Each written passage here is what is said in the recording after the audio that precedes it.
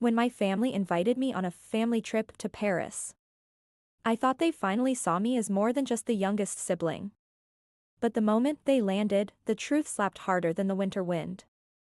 "Liv, grab my suitcase," my elder brother, Ethan, said. "Olivia, tell the driver to take us to the hotel," her mother added. For the next 3 days, I was nothing more than their porter and translator. While they shopped for luxury bags, I stood outside holding their purchases. While they dined at Michelin-starred restaurants, I translated menus and got nothing but a side of fries for myself. By the 4th day, I had enough. It started at the hotel reception. I convinced them to cancel my parents' key cards. My parents didn't speak French after all, so they had no clue. By the time my family returned from their afternoon tour, their keycards were useless. "Olivia, do something," her mother shrieked.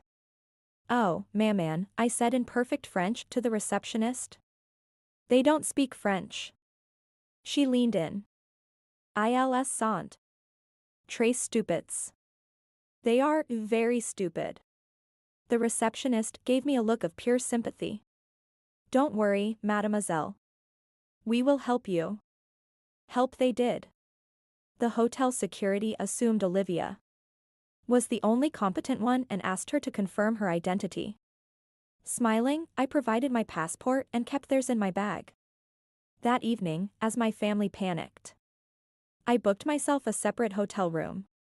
Using the emergency credit card my mother thought she had hidden. The next day, I took it a step further.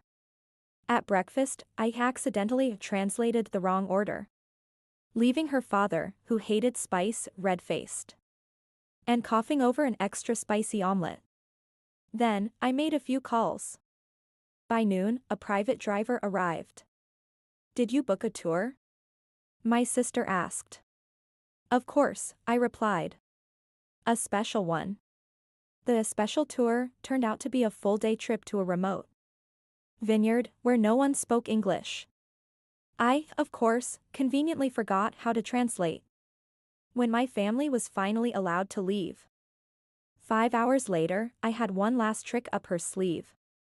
I led them to the metro, explaining that it was the fastest way back. What I didn't mention was that she had already spoken to a metro officer, who mistakenly assumed they were a lost tourist group. As soon as they reached the turnstiles, the officer approached. "Vous êtes perdus? Are you lost?"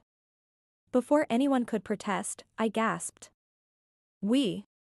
Ils ont besoin d'aide." Yes. They need help. Within minutes, my family was escorted to a special tourist assistance office, where they had to sit through an hour-long orientation entirely in French on how to navigate the Paris metro. By the time they returned to the hotel, exhausted and humiliated, I was waiting with a cappuccino and a smirk.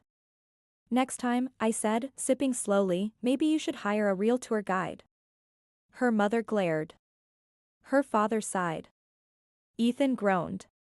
"We deserved that, didn't we?" I beamed. "We